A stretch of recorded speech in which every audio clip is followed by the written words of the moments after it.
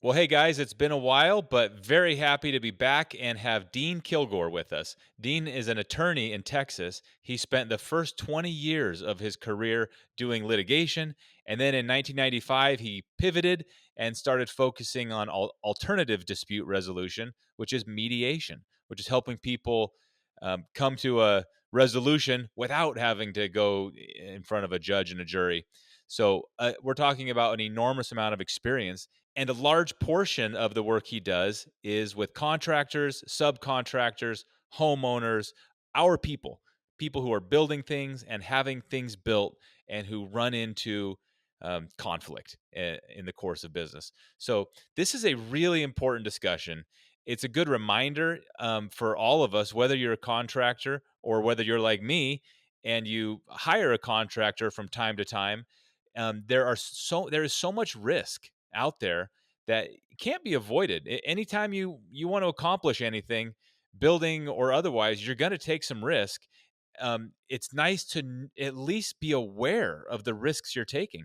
I think a lot of contractors go about their work kind of unaware of how much pain and suffering and conflict and money can be wasted by getting into a conflict that could have been avoided with proper preventative measures, which we talk about. So very important discussion whether you are a contractor or not. And I have a feeling these principles apply to almost anybody in almost any business who is dealing with any amount of risk. So very lucky to have Dean with us. He's a part of our Essential Craftsman Academy, and he's showed up in our shop talk several times, shared his projects. He's working on blacksmithing, and just absolute salt of the earth. Great guy. Could not be more pleased to bring you this interview with Dean Kilgore. Without any further ado, let's get into it.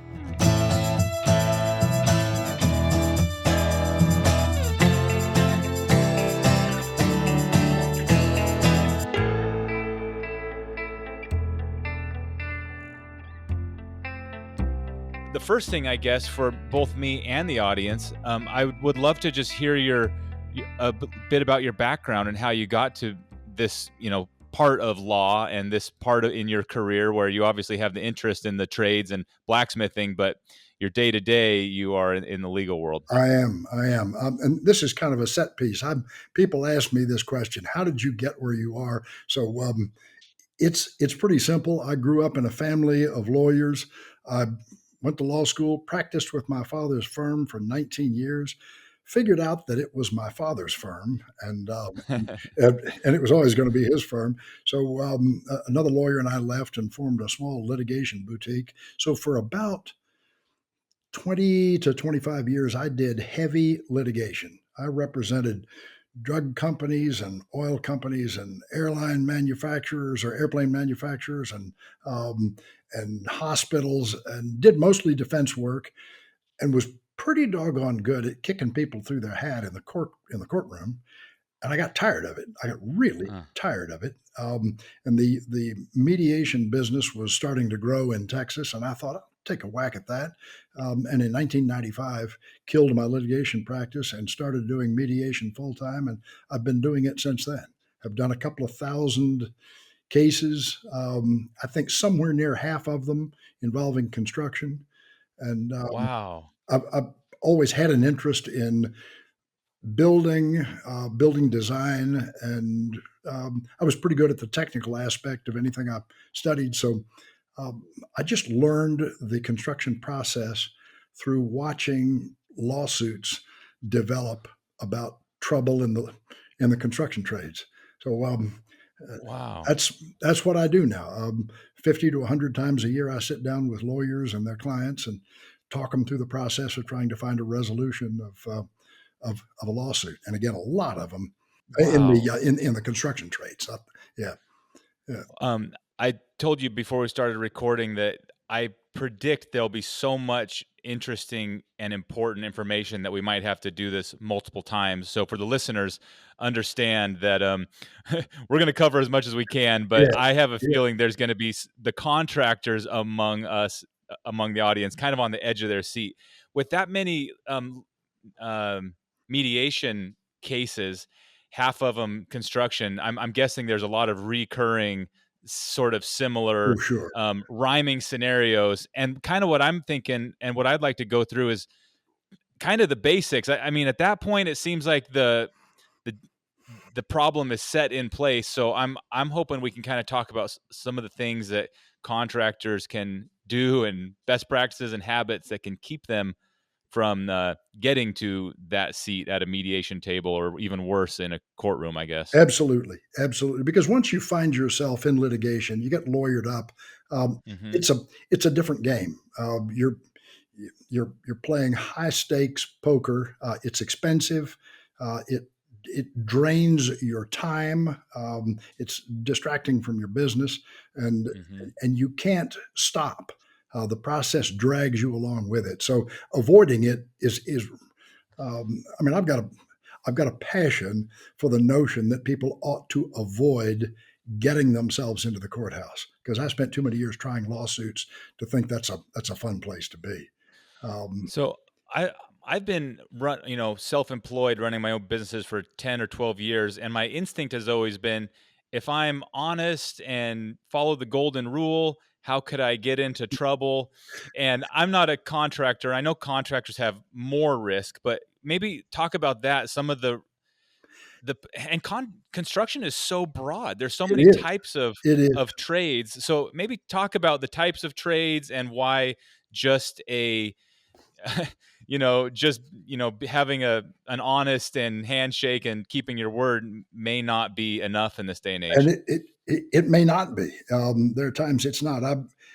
Uh, Legal risk in construction is like the risk of weather or health risk. You can do things to avoid getting hit by lightning, but you may still get hit by lightning. You can follow best practices, but lightning can strike you just about anywhere because the construction process, and I'm not talking about just installing a water heater, although that has Mhm. its own risk with it. But if you're involved in a construction project and you're a contractor or a subcontractor, um, the progress of any job depends upon a lot of people doing what they are supposed to do when they say they are going to do it and managing the money correctly. So the sources of risk that you run into are obviously the first one is just poor work. Um, Mhm. and I don't want to spend too much time on it, but if people don't do high quality or skillful work, they're going to get in trouble. Mhm. Skillful work isn't always enough to keep you out of trouble because you can do something skillfully, but you may not be following the construction documents.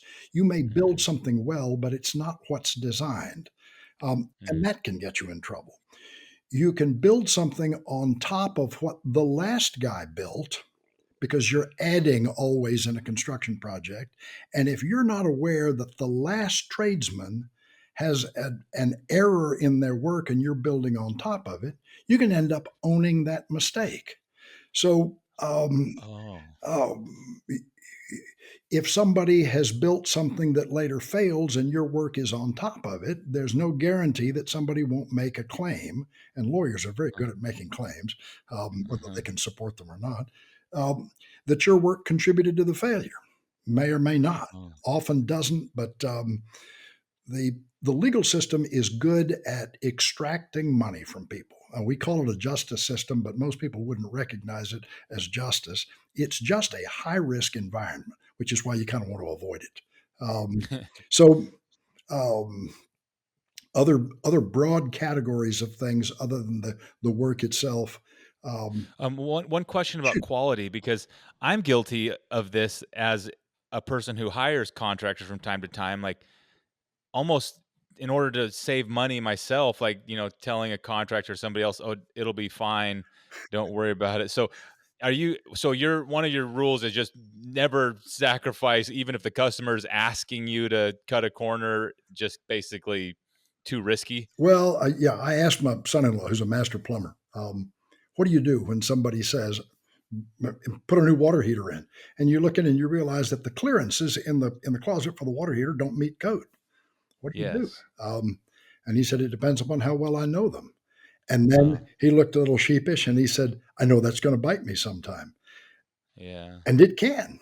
Um, Yeah. so yeah, the golden rule is follow the code, follow the rules, do it right, Yeah. and sometimes you'll disappoint people. Sometimes people will say, "Well, yeah, I'll hire somebody else," and Mhm. you've just found a person then who, if if that water heater causes a problem later, that's exactly the kind of person that's going to turn around and blame you for it, Mhm. regardless of the fact that they've said, "Don't worry about it." Um, so, Yeah. And there's some trades, and maybe you could name a few from experiences where, like, maybe the plumber doesn't have the riskiest trade compared to oh like a yeah, dirt yeah, work yeah, guy, yeah. but who are the subs or the contractors who really need to be paying close attention to, this conversation? What types of Well, subcontractors have the most risk? obviously, the general contractor has all the risk. The general contractor is responsible to the owner to build according to the design documents. Now, the general contractor lays off some of that risk on subcontractors, but that does not relieve the general contractor of the entire responsibility of the job being built correctly. But the Uh-huh. subcontractors that I see more often are foundation contractors, or foundation design people, because Uh-huh. this was the topic of a discussion the other night on the shop talk. What do you do when you've got a risky situation for pouring a slab? Um, that's a very expensive mistake to make. If the foundation Uh-huh. doesn't perform, then everything built on top of it, everything Mhm. is at risk. So foundation contractors have a high level of risk. Next, anything in the building envelope, anything that keeps water outside. We don't Uh-huh. want water inside, we want water outside. So, Uh-huh. um, there's a right way to install windows. A lot of windows aren't installed the right way. There are a Uh-huh. lot of flashing details that are the right way to flash a roof, or to treat a place where different materials join one another in a building envelope. There's a right way to build a drainage plane. And the Mhm. people that do those, um, I mean, water wants to get into buildings, and water in Mhm. buildings is a high risk.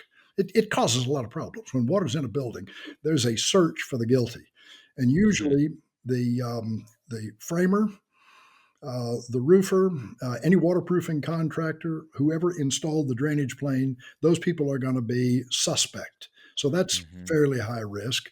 Um, and then the roof itself is always a risky thing.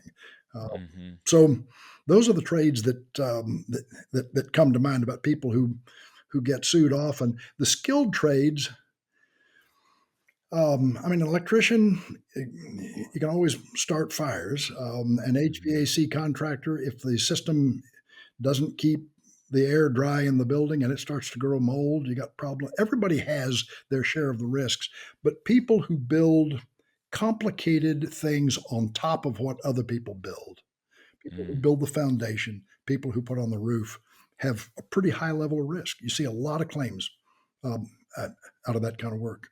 And that's generally a matter of quality of work, Mhm. following a good set of design documents and doing work according to code and according to best practices. It's when people cut corners that those folks get in trouble. Mhm. Um, There's there's like this there's two like narratives, one that contractors are, and both of these things exist, but there's the sneaky contractors who are cutting corners and, you know, bad at managing their money and just kind of barely scraping by and all that.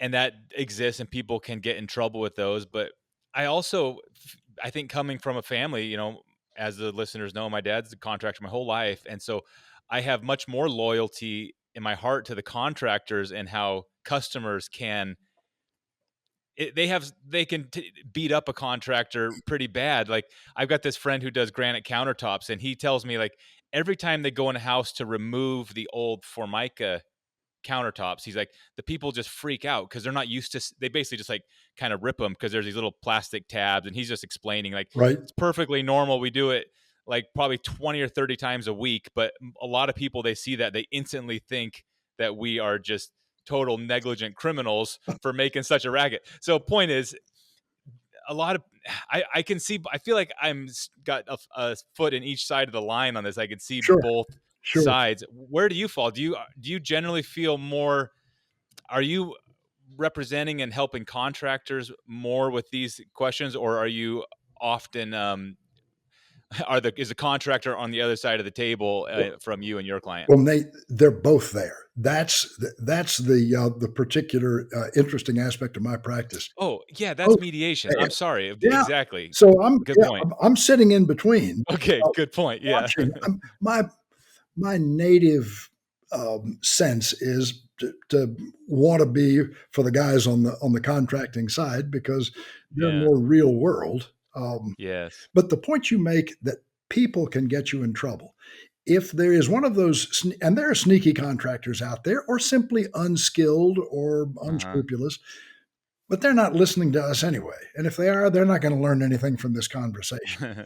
What I Right. want somebody to understand is that if you're a tradesperson working for one of those contractors, you're putting yourself at risk because, Like if you're an employee for if a if con if you're a subcontractor, Oh, I'm sorry. Okay, if you're a sub, got it. because, if the general contractor managed the framing of the building and was Uh-huh. careless and the framing, doesn't follow the plan, Mhm. it may make a room, but, if the electrician's gotta come in and rough in the electricals in framing that doesn't follow the plan, the electrician may be on the hook to come back and redo that work later or be Mhm. exposed for legal risk for not following the plans because the electrician put it in a wall that doesn't Mhm. follow the construction documents. So, Got it. if you're following somebody who is not of the highest quality or standards, they can create risk for you. A Uh-huh. homeowner can create risk for you by saying, "Don't worry, I want it done this way," or "Hey, can you do this? I'll pay you to." And a contractor wants to think, "Sure, I trust this person," and we all know what happens. So Yeah. people people can create risk, and if you what I really hope most contractors can do is develop a sense, sort of an internal sense of when something feels risky and Mhm. pay attention to that. Because if it feels risky and you talk yourself into thinking, well, it's probably going to be okay, you'll revisit those decisions down the road because your gut's a very sensitive instrument. Um, So you probably have some, stories of people ignoring their gut, and I'm sure it goes both ways, contractors yeah, getting weird yeah. vibes from clients, but can you talk about that a little more? Like what type of feelings or gut what Oh, types of little red flags have you seen that contractors look back and or homeowners look back and say, "Should have uh, should have slowed yeah, down right then." yeah. I let's see. Nothing of the sort of shifty nature comes to mind. The thing that general contractors, and this is probably especially true in commercial building, or in high end residential. There's some commercial contractors who are not unscrupulous, but they are students of their own contracts. They know that they have good lawyers, they have contracts that put the risk of the work on others wherever they Mhm. can, and they are not at all shy about enforcing their contracts. Mm.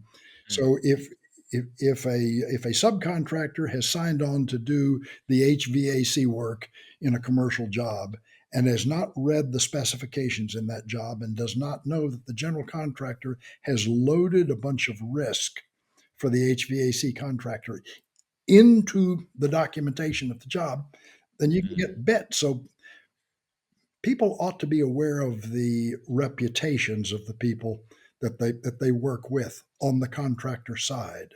Um, Mhm.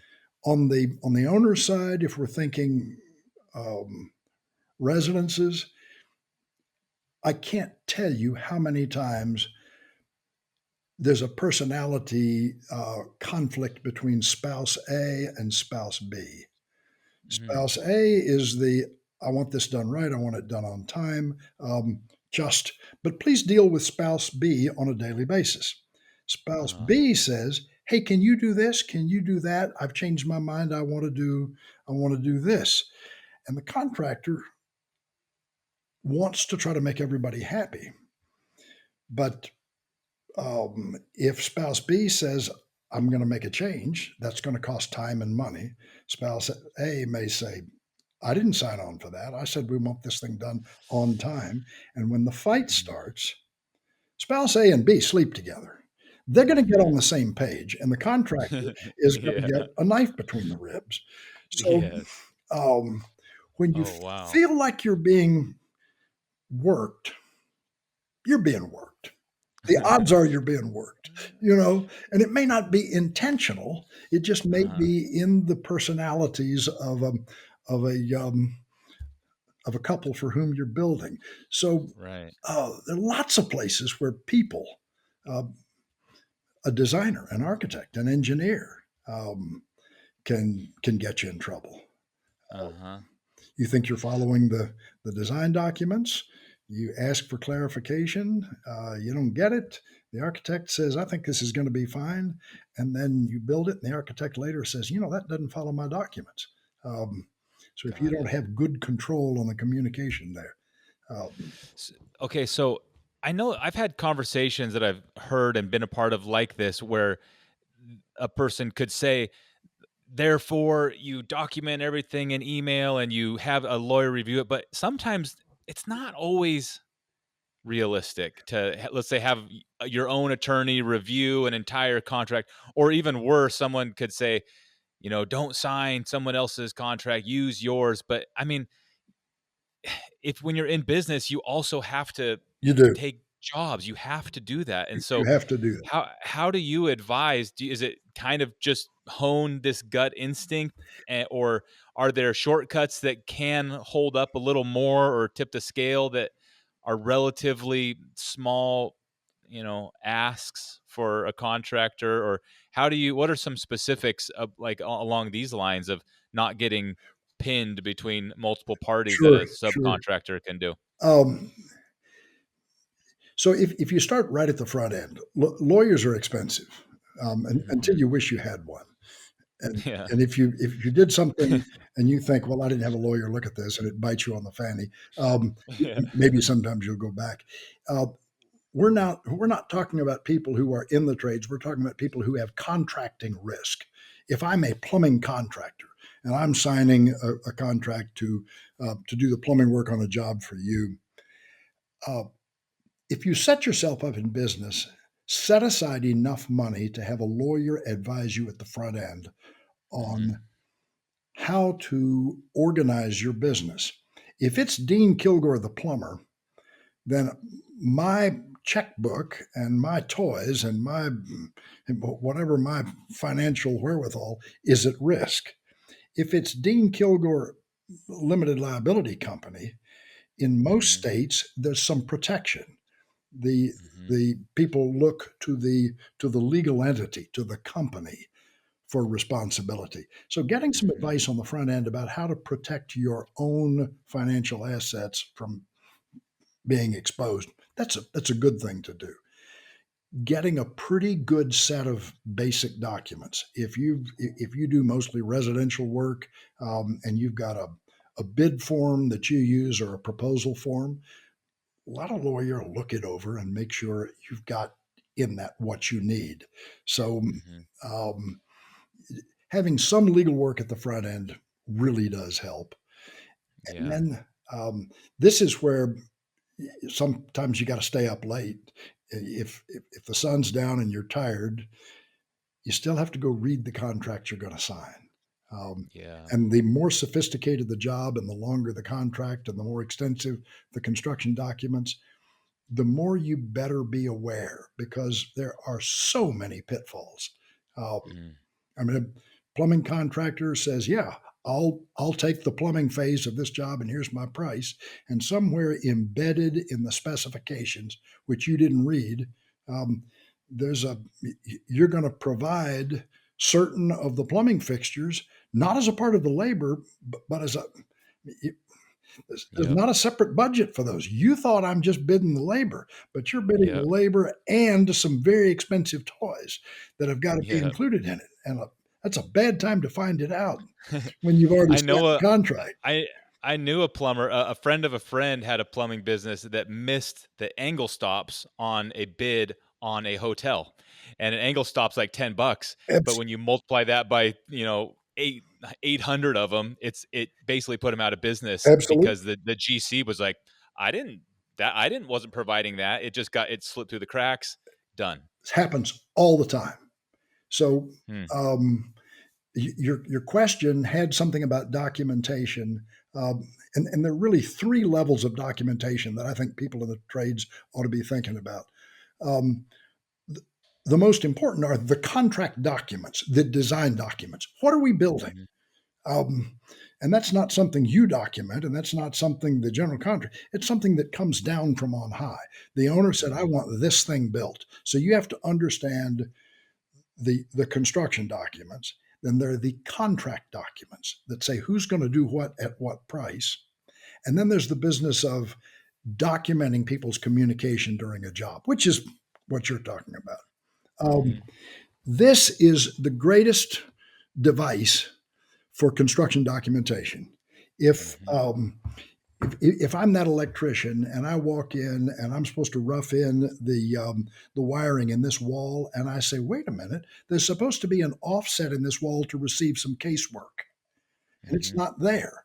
And I'm here today. This is my day, and I check with the general contractor. What do I do? The general contractor can say, stand down. We're going to get the framer to correct that. Or the general Mhm. contractor says, blaze on. We'll fix it Mhm. later. Um, that's when you pick up your phone, take a photograph of that wall, text the general contractor confirming your instruction that I proceed with wiring here. That's all you need. Mhm. If you go home and write this Mhm. confirms our conversation today in which you told me to do the following, and I'm relieved of all risk. And so, well, you'll beat yourself to Mhm. death trying to write those.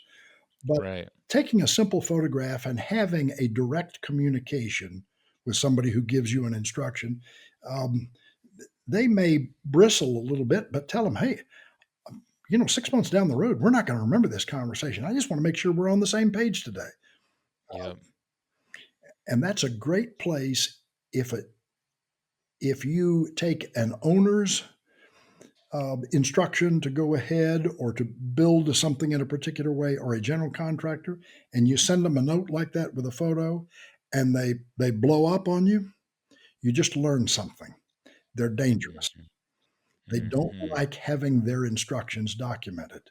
Um, so it may be uncomfortable, but if you're ever in the trades and uncomfortable about taking a risk, and you think somebody else has said it's okay, document it Mhm. at least at that level. A simple Mhm. photograph, an email, or a text saying, confirm that I'm supposed to do this. And then, if you're comfortable, build it and let's see what happens.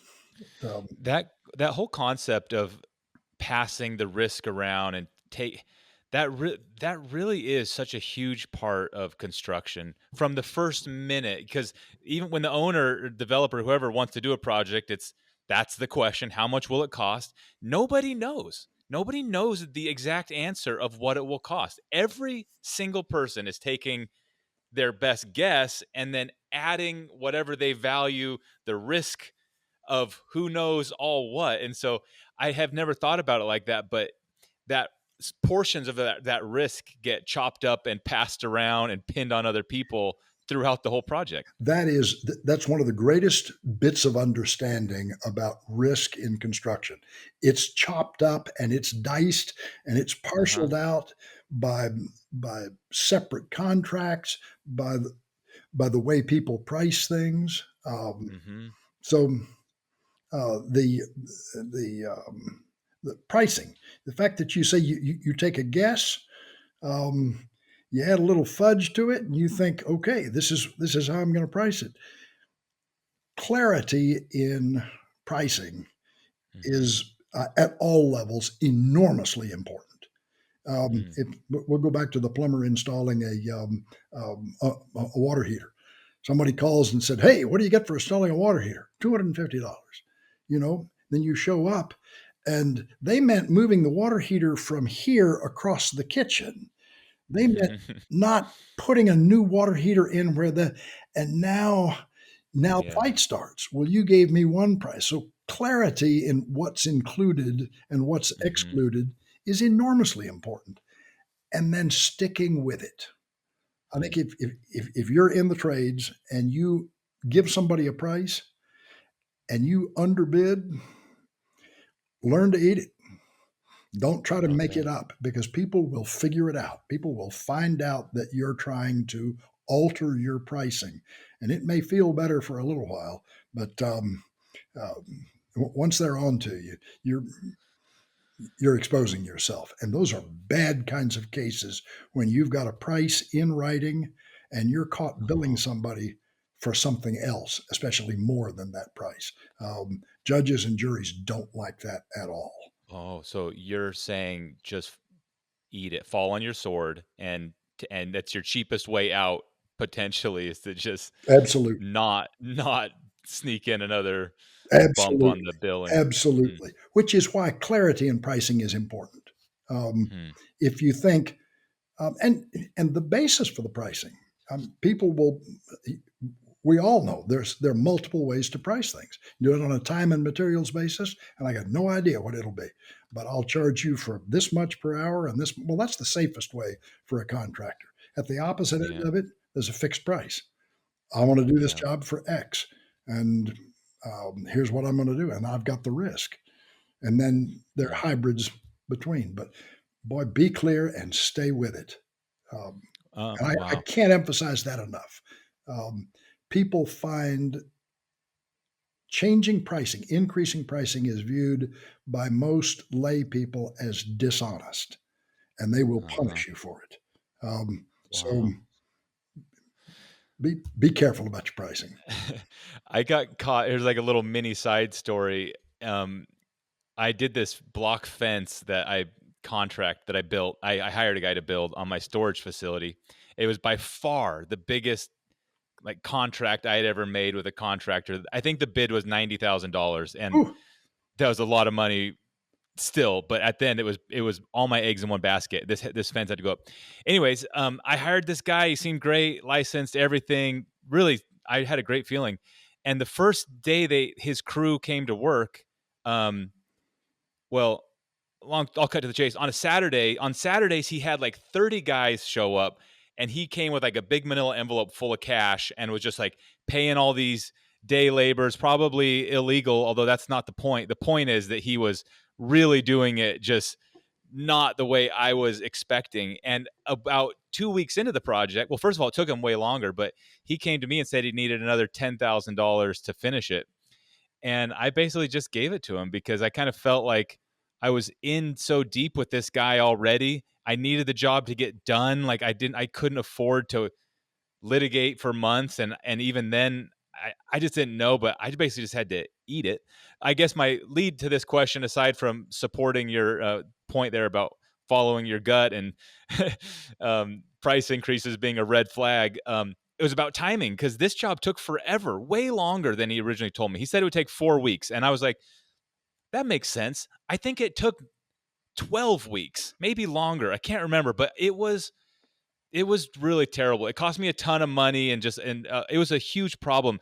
And I know sometimes that can be out of the contractor's control, I guess, but I don't know. Also, it's a sign of a disorganized contractor. So to what extent can you control or how do you kind of control the risks around timing from ooh, both sides of the aisle here? big, big, nasty topic because Yeah. delay claims in big jobs, high end residential jobs. And when I say high end, I don't mean that expensive houses are more important than inexpensive houses, but people that can afford expensive houses can afford lawyers. Hmm. People that have modest houses typically can't afford lawyers. So, unless you really butcher a job on a smaller home, the legal risk is lower because people just want to avoid the courthouse, as you move into people of means, they have expectations. So that's why I'm talking about high end homes and commercial jobs. There are expectations about time, and often there are penalties in contracts for not meeting. Um, and you talk about shifting risk around uh, Yeah. in a job. Nate, as a general contractor, knowing who you're dealing with, knowing their track record, knowing that someone has done this kind of work many times before, that's your best Yeah. insurance against it. If you don't have somebody who's on your list of subcontractors and you take a flyer, you take the risk that goes with it, and you learn that. It cost you Yeah. $10,000 and some time, but Yep. what you didn't let happen to you is get in a fight with that guy. He pulls off the job. You hire somebody else. They can't get there for another 6 weeks. They charge you Yeah. 20,000. Now the owner is mad at you, and the thing spirals out of control. So, um, um, yeah, sometimes you know 12 or 15 stitches in an open cut is better than bleeding out. To put a button on that story as I think about it, that was actually the second contractor I hired. The first, this is really, I learned so much in this experience. The first contractor, he sent his backhoe operator to dig the footings out and was digging. I got there and I knew enough to know that they didn't call the call before you dig, the Sure. 811. And I was kind of like, Ooh, whoa, ooh. that's kind of brave.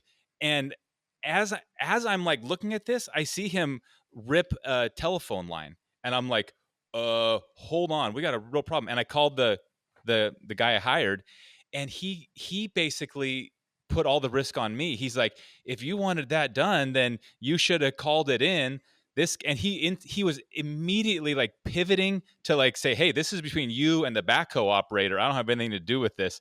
And I learned so much because right then I was like, Yeah. oh, good. I am so glad this happened because you are not the fence guy for me. I gave his backhoe guy like $500 And said, and it was "Go like, get out of yeah, I here." was like, Yeah. please don't come back. Yeah. And Yeah. I survived the deal. The other contractor, like I said, it went off the rails a little bit, but they were building a good fence. That was, I think, the reason why I was kind of like stuck with them. I learned so much on that. It could have been way worse. Oh, yeah. Oh, yeah. Oh, yeah. Well, that's I can't remember the old story about, that good judgment comes from experience, and experience comes from bad judgment. Yeah, But you yeah, you yeah. have to make some mistakes in order to develop the experience, and what you hope is that, one of these things doesn't jump up and bite you. Uh, There are some people who are kind of nasty who will, and I'm thinking about homeowners, let's say, but I'm sure there's other contractors and subs who are the same way, who almost look for people they can kind of take advantage of. And I've heard horror stories yes, of owners who will find a contractor and just abuse them, yes. what do you do, or how do you protect against? I don't even know what specifics are there, but I guess all of these things generally can help. But there are some really evil people who just want to There take are, advantage. there are, and I don't mean to rag. There are contractors that do that as well, Yes. who hire subcontractors and then abuse subcontractors. There are owners that do that. There are subcontractors that sign up jobs and then, of course, you're generally at the bottom of the food chain. It Yeah. because the subcontractor is the last one to get paid, which means it's harder to abuse people from that position than it is Yes. if you're in the check writing position. So owners Yeah. have the power of the checkbook, and general contractors have the power of the checkbook. Um, Again, develop a sense of whether or not this is somebody you want to work with, and get out. Hmm. If it starts to go bad and you've got an off ramp, take it, um, because the longer you hang around, the more skin you've got in the game. And Hmm. those people, this is hard. I mean, this affects people's income. You've got your schedule set up, and this is a job that's on your book. It's time to do it, and you decide, I don't want to do this. Um, Hmm. it can it can hurt, but it's not going to hurt as much as when the constable comes and serves the paper in the lawsuit, and you realize Yeah. now I've got to go hire a lawyer at God knows what per hour and deal with this. And Yeah. something we've skipped over, and might as well drop it in right now, and that is insurance. It Oh. may be kind of a tail end topic, and people go, insurance. Oh, I can't afford insurance. Um, a little primer on insurance in the construction trades. Um, Insurance coverage questions drive lots of construction lawsuits. 15 people have been sued. The lawyers are always looking to see who's got insurance and what does it cover. And it's amazing how the Mm, claims start drifting that direction. mm, The most important thing you get out of having an insurance policy that covers at least some aspect of your business is a lawyer. The insurance mm, company will engage an attorney to represent you. And then it becomes the insurance company's problem how they get out of the case. Whether mhm, or not they write a big check, a little check, no check at all, there's a lawyer working for you. So um, if you're in the construction trades, go see a skilled insurance broker and find out what coverage is available for you. And even if you get lousy coverage, coverage that doesn't pay for much, coverage that is rarely going to write a big check, even if you foul something up. If it gets a lawyer hired for you, you're mhm, aces. Um, mhm. because you're avoiding that massive expense of being in a lawsuit on your own nickel. Got it. So that's one of the greatest benefits of having some insurance coverage. And you need to have an agent or a broker work with you to tell you what kind of coverage will have the highest likelihood of getting an attorney engaged for you. If you and then it's like everything else, it's expensive until you need it. Yeah. And when you need it, it is a blessing. Um, Um, about payment, I know that a lot of this pivots around who gets paid when and how billing is done. What do you think is the way that contractors should what's normal for how billing's done, and what is a red flag for if someone's saying they want payment in this or that way? What are the different ways it's done? What do you think is the best way, and what ways are concerning in okay, terms of well, so contracts? and when you say ways of being paid, do you mean the time of payment or Well, the I don't or like, for example, I hired a guy to build a kitchen for me once, and yeah, he said, "Okay, I need half up front." right? And I wrote the guy a check for like $8,000. Had never met him in my life, and I just had this like sick feeling while I was writing him this check. And I know this, I'm violating probably one of the rules right here, but that was probably not wise. And at the same time, from his point of view, he was going to buy all this lumber and stuff. So I don't know. I guess like how much upfront and at the end, and how what do you feel like is the ideal way that contracts should address when contractors, pull draws and pull payments and such? So it's obviously different for a general contractor in their dealings with the owner and subcontractors in their dealings with the general contractor. Uh, you're right. There are lots of different ways to do it. Um, Reputation of the Hmm. contractor is paramount. If there's $8,000 worth of material at the front end of a kitchen remodel, um, then it may be appropriate for the contractor to ask for that. What it does tell you is that the general contractor doesn't have his or her own money in the game. It means they're Hmm. using your money always. That's a bit Hmm. of a red flag. They can get out in front of you, and you're relying upon them to spend your money on your job, not on the last job that they're trying to finish up. So, Yeah. um, speaking from an owner's point of view, having a good, clear contract, having the general contractor say to you in writing, "This is what this job is going to cost. Here is how. Here's how I'm going to charge you, and the money up front is going to be spent on materials for your job." There's some general contractors that'll draw their profit. The first thing they draw is their profit, Mm-hmm. and then they worry about how they finish the job later. Those are dangerous people to deal with.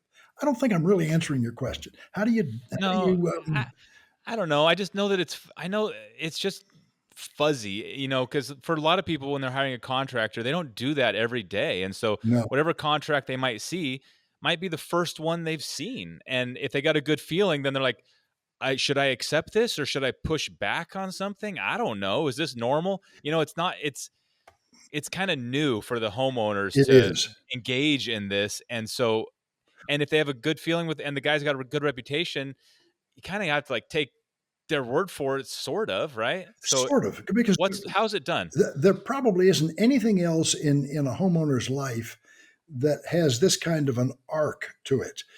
You don't go to an automobile dealership and say, "Hey, listen, I want to buy one of next year's cars," and they said, "Okay, well, listen, why don't you put down about $10,000 and we're going to put it in a pool, send it to Ford, and they're going to be designing the pickup trucks, and you'll Yeah, when the new trucks come out, you've got your place in line, and this will be a part."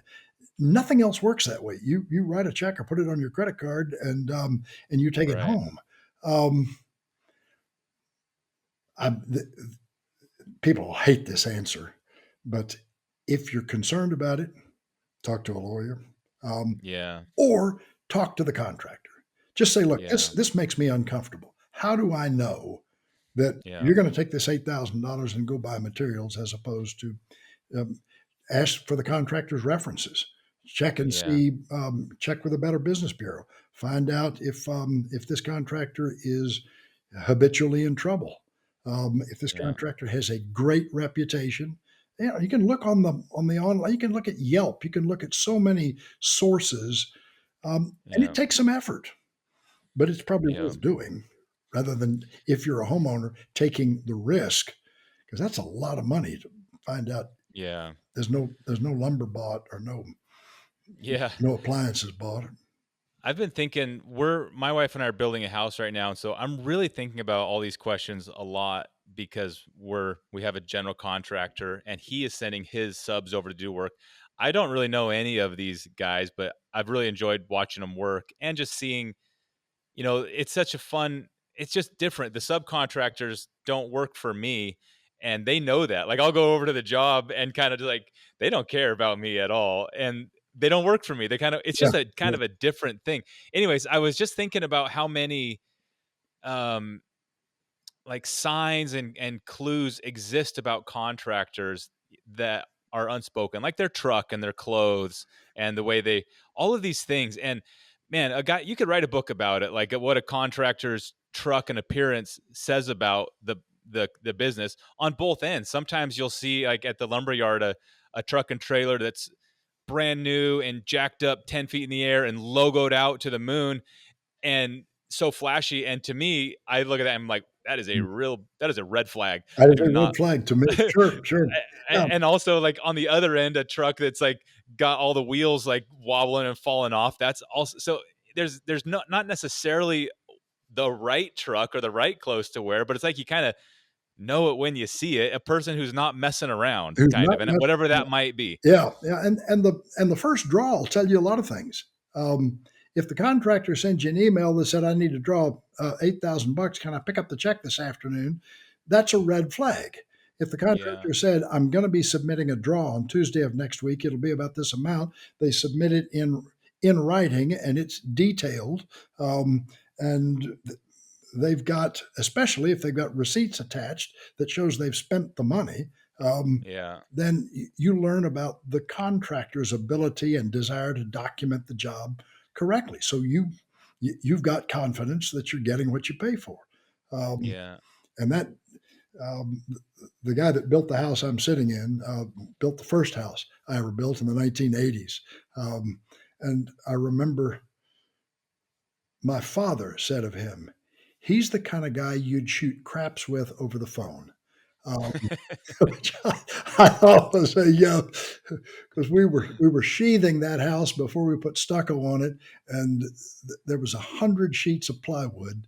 We sheathed it in plywood, and the next draw I got had a credit for a sheet of plywood that Oh, he had taken off the job to use in a remodel. It was a couple of blocks away. It was quicker for his carpenter to run wow, over and pick up a sheet off our job, and there's a credit for whatever a sheet of plywood cost.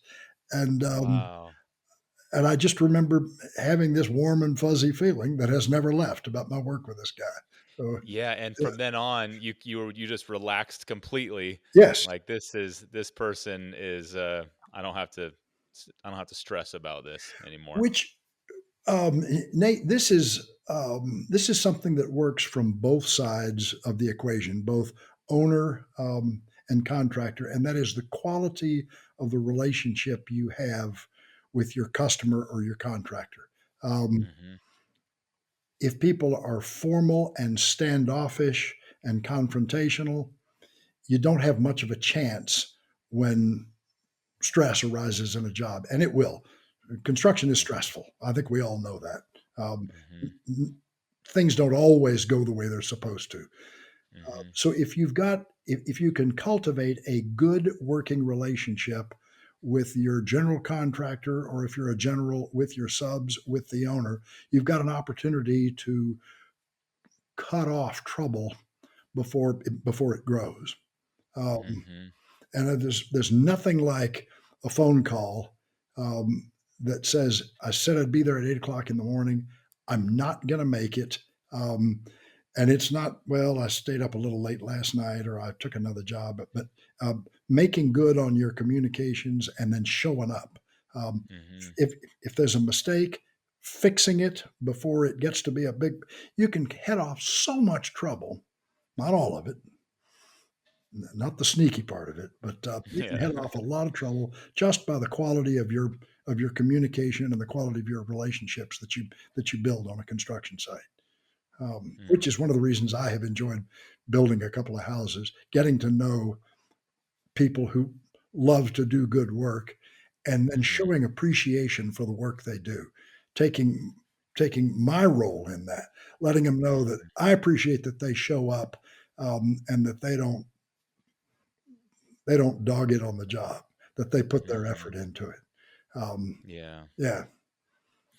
Um, When you have, let's say, mediation clients who are contractors, yes. and we at the start of the conversation, you described how sometimes these lawsuits or this litigation or these conflicts are like weather, and maybe even more like a flood, where it's inevitable at some point Yes. if you're Yes. outside long enough Sure. It is inevitable. you're Yeah. gonna get soaked no matter how good you are.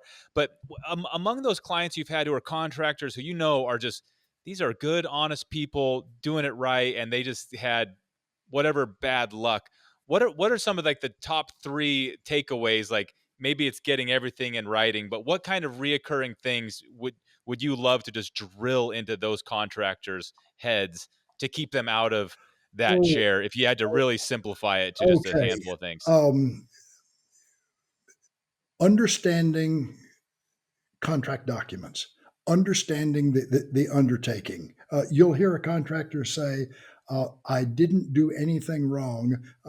I bid this, and now the general wants me to pay for that. This is like the angle stops on the hotel. Mhm. Um, understandable mistake. You can see it coming. There's no moral failing there. It's just that um, there was an unexpected financial risk embedded Mhm. in the document, and that is understanding the risk you're taking. That's one of them. So read the contract and Read the understand it if you contract. Yeah, read the okay. contract. Um, a lot of people get caught up in this business of the distribution of risk. People saying that's your fault because I did, the delay is caused by you, not by me, so forth. Uh-huh. Um, paying attention to documenting your work as you go along, Uh-huh. understanding that's that's a big one. Probably the biggest one is understanding that sometimes the flood is going to carry your pickup away too. And Yeah. you didn't do anything wrong. You didn't do anything wrong. It's just that you Yeah. got caught in this flood with everybody else. Mhm. And that is not a moral failing on your part. That is a risk of being in the construction business. And when somebody got disappointed Mhm. somewhere else in this process and you got swept along with it, um, Mhm. uh, don't beat yourself up and don't get mad at the system. Hard Mhm. not to get mad at the system. Um, but you know, bad things happen to good people, and there's a lot of risk um, in this business. And Yeah. don't get talked into doing something that you knew at the moment you shouldn't do. We've all Mhm. done it, and we will all continue to do it. But um, the the general says, "Hey, listen." I don't know. Nothing comes to mind right now. I'd love to have a great example, but just go ahead and do this, and we'll sort it out later. You got Right. boy, it's just so hard to sort it out later. Yeah, Yeah, yeah. yeah, it's like telling the water heater installer, "Hey, install the gas furnace while you're at it. I know you got the same tools I and think you can the figure same it out. tool, Will you just and put yeah, that yeah. in for me?" I'll tell you what. Just put a Y in there. Because Yeah, I'm going to put a furnace over there and so forth. And this is yeah. Don't worry. Uh, yeah, I know how to make that connection. Well, yeah, yeah, you ought to worry. Yeah. You get yeah, talked into doing something you know in your heart of hearts you shouldn't do, and you did it because somebody who seemed nice asked you to do it, or somebody yeah, who had leverage against you told you to do it, right, and you knuckle under. It just those things will turn around and bite you. You know, yeah. The contractor we have work on in the job is I'm so happy that we have him.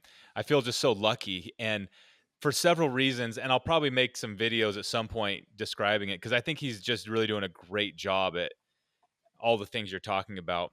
But one of the things that I really noticed right off the bat is that he's building this house that is it's just right down the middle of what he builds. This is his comfort zone is building this exact thing. And I was thinking like, you know, I probably he probably could build a car wash or right? I don't know, a Jiffy Lube or something like that. I mean, undoubtedly he could, but that would be a little bit like what you said, like asking putting somebody outside of their comfort zone a little bit. And I just that feeling of having the right person doing the thing that they are the most proficient at is that's really great when you have a contractor like that. They're there doing the thing that they know how to do better than anybody else, and you're not twisting their arm into doing something that they never wanted to do in the first place. They're just Absolutely, kind of out of absolutely. their And out of their lane. that's again is another source of risk. Um, Somebody asking you to do something that is not in your wheelhouse, Hmm. and you think, "Oh, I think I know how to do that. I think I know how to do that." That's sort of a yeah. You better know how to do it, Yeah. or you better hire somebody who does know how to do it, and partner with somebody if it's not in in your wheelhouse. You take risk if you step outside your comfort zone, unless you Hmm. price it and learn how to do it. Hmm. Which is that's a different kind of construction. The real tricky, quirky Yeah. stuff. Maybe one of my last questions here: how does mediation actually work? Who pays for it? Do they both parties agree to hire you, for example? But how does that work? That people bring their cases to you versus other options? And I'm thinking about someone right now who is involved with something who's like, oh, maybe mediation would be a conflict resolution tool. So how do you go about like getting help in this way? Well, it may operate differently in different parts of the country. In Texas, um, it operates very much as an adjunct, sort of a sidecar to the litigation business. Um, Almost every case, well more than 99% of the cases I have, are fully lawyered up. Parties are represented. They're typically in litigation. Sometimes litigation hadn't started, but they're getting ready to. And the Oh. lawyers look at one another and say, "Shall we take a rip at getting this thing resolved?" And the lawyers Oh. then engage me, and then they'll split a fee, and we'll set a date, and they'll send Huh. me information on the case, and I'll invite people either virtually, do it on Zoom, or in a Uh-huh. conference room setting, invite the parties and their lawyers, and we'll spend a full day talking through the project and the risks and the litigation risks and their different expectations and wants out of the lawsuit, and see if we can hammer together a settlement that works for all the Huh. parties. So does it do you work like a judge? Are you making decisions that both parties kind of agree to, or are O- you only like facilitating and being the Only middleman? facilitating and asking snarky questions. People Okay. will tell me, lawyers will overpredict in favor of their clients. Happens every time. So Yeah. we'll stomp a mud hole through you. No, no, you won't. And then we'll get into private caucuses where the other side, and they'll tell me how they're going to clobber the other side. And my job is to listen, Uh-huh. understand it, be able to deliver that message to the other room, but also scrub a little of the shine off your message. Ask questions about whether or not you had thought of this, thought of that. Yeah. Bring back the counter message and deliver it in a Uh-huh. way that it's maybe a little more digestible. And people can Uh-huh. start to wonder, oh, yeah, yeah, I suppose that could happen. I mean, because Huh. trials are crazy things, Uh-huh. they're unpredictable. You know, Wow. jurors are largely people who are not smart enough to get out of jury service. Uh, or people who really want to be on a jury, which is even scary. Yeah. Yeah, Yeah, I do not understand that, but right, I'm sure you're right. right. Yeah, it's a matter of helping people appreciate exactly what we've talked about for the last hour, and that is risk. What can Uh-huh. happen to me in the courtroom?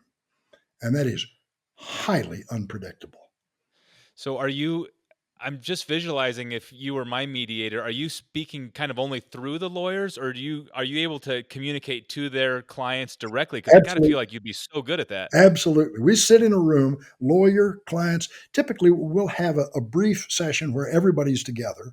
Sometimes Uh-huh. there's some banter back and forth among the lawyers about who's got the best of it, but then we'll break up, Uh-huh. go to separate conference rooms, and I get a chance to talk directly with the clients, hear their Uh-huh. story, which is an important thing. The client gets to unburden themselves Uh-huh. outside the courtroom. This is what really happened to me, not lawyer questioning and then tell the jury what happened. That not that sort of Mhm. managed production, but they get to talk to me, and I get to Right. nod and smile and understand and develop a little rapport with them. The lawyer then says, and here's how we're going to take that story and we're going to cut and edit it. And this is the movie we're going to show the jury, and we're going to win the Academy Award, and they're going to give us a bunch of money. And then you go to the other room Oh, and they go, nah, it's just not like that at all. And I I see. listen. And then I get to be the person that moves those different narratives back and forth and let people hear the counter narrative, um, Uh-huh. and begin to wonder, question, sometimes doubt whether they can pull off the stunning courtroom victory that they're hoping for. And, Got it. So they don't necessarily come to mediation feeling like I'm going to walk out of this room with a solution. They kind of might think of it like this is a stop along the road. If it works, great, but we're going to court and blah blah blah. And you're kind of looking to see if there's a way to off ramp right, everybody and beforehand. But so, they might think they're going to trial 100% even when they're and talking to you. and often one side will think that, and the other side is saying, "Get me out of here. I've had Right. enough fun. I want out." So, Yeah. yeah, Let me off the ride. right. How many can you even like give us a number? What percentage of mediation cases that hit your, your conference room like are resolved, or do No, half of them get resolved, or no, do no, no, no, less than that, or what's it like? more like 70 to 80%. Wow, Yeah, yeah. Um, that is cool. it's a good process, but there are two components.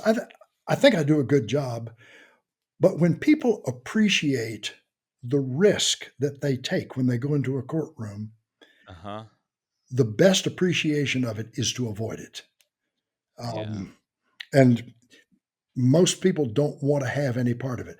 Uh, a commercial owner who's built hundreds of projects and they're in litigation all the time, it may not bother them. They may be the one that says, "This is a stop along the way. We'll get a better Mhm. settlement on the eve of trial." But most people really do not like this process at all, Yeah. the litigation process. And if if 1 or 2 or 3 of your Academy members or people that watch your channel can avoid getting into litigation as a result of conversations like this, then I think we have spent Uh-huh. a good evening. Yeah, I automatically think about conflicts like that I could potentially be in, which are, small residential type, but the commercial world is really a different Yes. animal in a lot of ways. Yeah. Do everything we talked about, it just kind of applies like 10x with commercial, like take that many more pictures, Yeah. or do you really need to have a different mindset if you're a contractor working, on a commercial Uh, job? both, both. Because commercial jobs are driven by much more um, uh, detailed contracts. You're building a hotel. The the drawings, the architectural drawings. There may be 200 sheets of architectural drawings. There may be 100 sheets of engineering drawings. The spec book is this thick. There's a hierarchy over what controls. If there's a conflict between the spec book and the architectural drawings, then the contract will tell you which of those is the higher ranking document. So understanding um, the it's mostly the AIA, the American Institute of Architects contract forms, which are Hmm. hideously complicated. Um, the, there's just a lot more contract complexity in big jobs, a lot more time stress in big jobs. If a house is Uh-huh. going to take a year to build and it takes 14 months, eh, usually people get over it. If a Yeah. hotel is going to take 24 months and it takes 36 months, somebody's going to Yeah. be making a claim for 12 months worth of that hotel's operations. Um, Got and it. it can get into big dollars in a hurry. So time and delay and Yeah. um, And it's probably much less forgiving because there's way too many people and it's too corporate to have like a, you know, forgive somebody, oh, this and that, their kid was sick or something. It's somebody's going to get smashed somebody's going to because, get smashed, right? And yeah, and then you wind in the involvement of the design team, the architects and the engineers, and their role in this, and something we haven't yeah, talked about at all. Who takes the risk that the design itself is a problem? And that's a right. very complicated legal question. Depends upon jurisdiction and lots of other things. But what if the architect Yeah. drew something that won't stand up or won't Yep. keep the rain out? Um, the owner doesn't Yep. care. The owner's going to look at the contractor and say, "Make my house dry."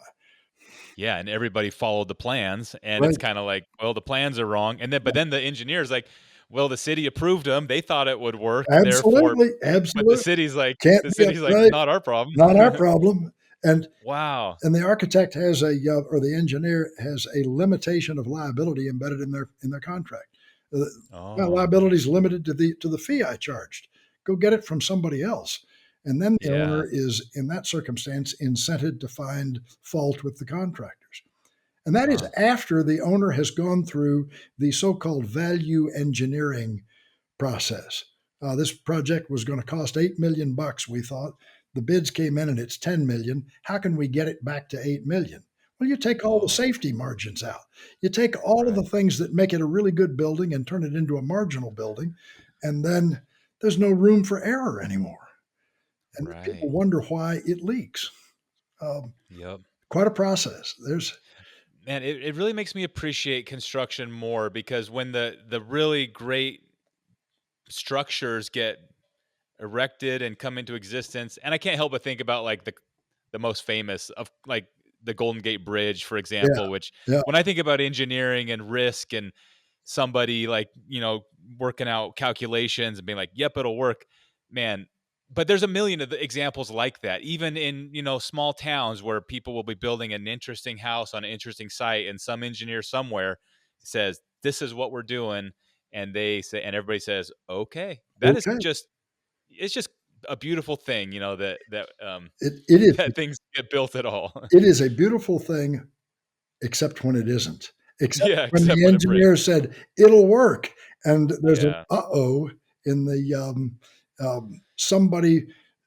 somebody thought that it was okay to use a soil boring 100 yards over there and not right here, and discover that there's a change in the geotechnical aspects of the soil, and a foundation that Oh, works 100 yards over there doesn't work here because the soil characteristics are different. And a house Yeah. is built, and then it starts to heave and crack, and the search for the guilty begins. You know, Yeah.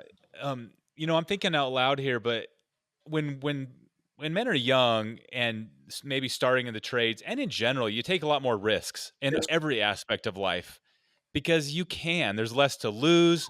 You can bounce back. You're younger and stronger. A million reasons, but it is important that as contractors get deeper in their career, that they recalibrate and maybe just because they didn't take some of these things super serious 5 years ago, that doesn't mean like, well, that's the way I do it. It may be time to recalibrate and get yourself the evolution of your business in every aspect should develop, including right, your risk. I don't know, controls or right, right. measures. And Yeah, always you hope that as people grow in the trades, their judgment grows with them. Um, yeah, and that's it's hard to develop a good judgment module if you don't already have one between your ears. But I'd say work on it, pay attention to it. But yeah. as your business grows, you add crews, you got more equipment, you're getting bigger jobs. Go back and revisit with lawyers and insurance people your overall level of protection. Get Hmm. good advice about what you're doing to protect yourself from legal risk because one bad job can wipe you out. Um, Yeah, exactly. Well, here's what I want to do, Dean. I have a feeling we will do this again, and I'd like the audience, the listeners, if you have specific questions, put them in the comments. Dean has really offered, and he's part of our Essential Craftsman Academy. He's contributing there, and at least as what you told me a few months ago, you're really well. Obviously, you're going out of your way to educate and keep people from having to hire you. You're shooting yourself in the foot business wise, oh but yeah, yeah. There's you're plenty of work. Here's what I would like to say: general questions, I'm happy to answer. Not to yes. be confused with giving legal advice on specific instances of contracting issues because Yes. I can't. I'm not. I won't know except in a general way how to respond to a question. So Yeah. here's the lawyer in me controlling risk for. Yeah. Well, I will filter them out, but I have a feeling even like the thing you said earlier, text and a cell phone picture, does that count for documenting the work? Yes, it does based on what you Absolutely, said earlier. absolutely. And that is good. That's very doable. Um, practice that someone can add to their routine that could potentially save them or documenting a phone call. And actually my contractor and I did this. And again, he's great, but we had a call and he said, he put it on me because he's a busy guy. He said, when you hang up, will you text me those bullet points we just talked about? And I was like, yes, sir, I will. And I did. And now it's done. It And was so smart of it's him just to done. kind of like just pin it on me. I did it. And it was just, so that's another little tip for Oh, both sides to do things like that. sure, and I don't know why, except that it is not a matter of habit, that people don't at the end of a day take their phone and go click, click, click. Here's what I did today. Yeah. It's you don't have to remember that. You actually have a photographic record of the work you accomplished in a day. So if there's a 6 months down the road, somebody said, "Well, I couldn't get the roofer in because you weren't finished with this." Yes, I was. A couple of photographs at the end of every day fix a lot of problems like that. So Yeah. yeah, Yeah. Okay, my last question, and then I'll let you go. How long you're getting from what I've seen, the stuff you've shared, you are beyond beginner in your blacksmithing journey. I'm wondering how long you've been going at it, what got you interested in it, and where you feel you're at in your progression. Because the things you've okay. shared are really impressive as someone who knows how hard it is. Well, Nate, I bought a house 20 years ago from a guy who was kind of an odd duck. And he took me into his garage and said, I have two anvils. You need to buy one from me.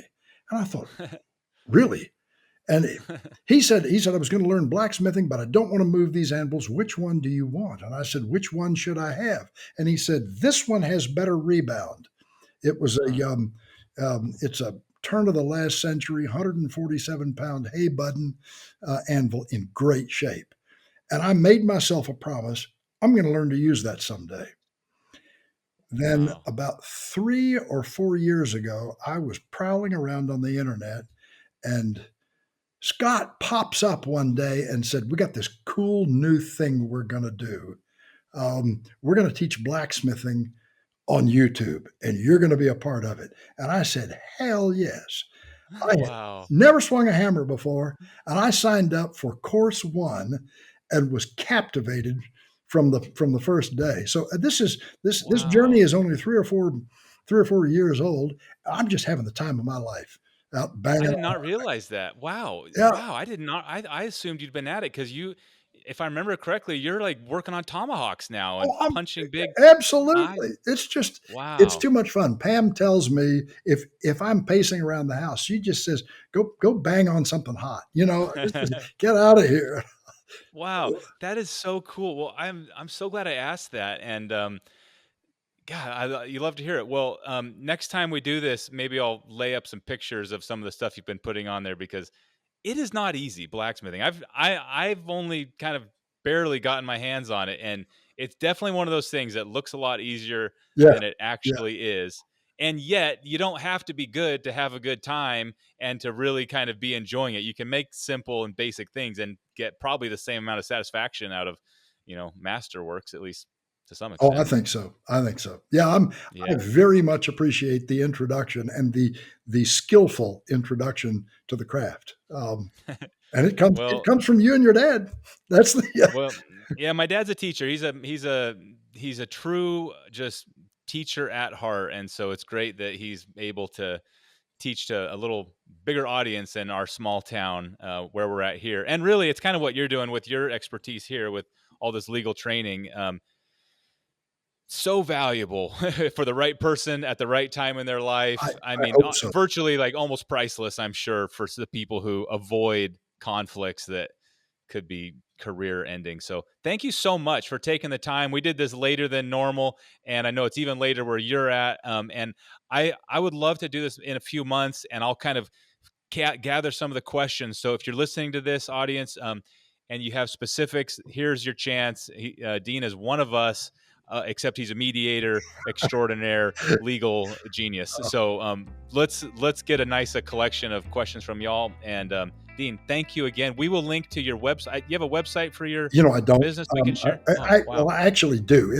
But it's not a. I mean, it's a two-pager. It's got a picture of Okay. me and a telephone number and an email address. My business comes from lawyers around here, so Yeah. I don't. Fair enough. I don't need the advertising right now. But All thank right. you, and Fair enough. I have enjoyed Well, the evening, Nate. all right. Well, have a great night. Thanks again, and we will do it again soon. Sounds good.